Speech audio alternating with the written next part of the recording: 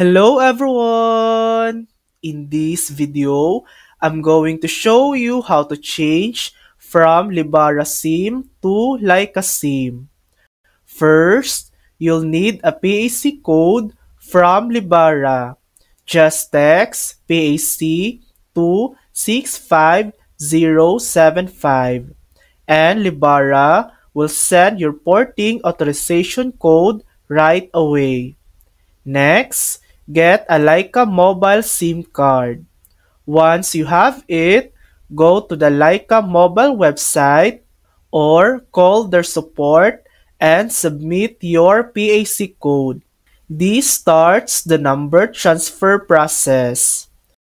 Leica Mobile will then move your old number from Libara to your new Leica SIM. The transfer usually completes within a few hours, but it can take up to one working day. And that's it. That's how to change from Libara SIM to Leica SIM. Thanks for watching. If this video helped you, please like and subscribe for more helpful tutorials.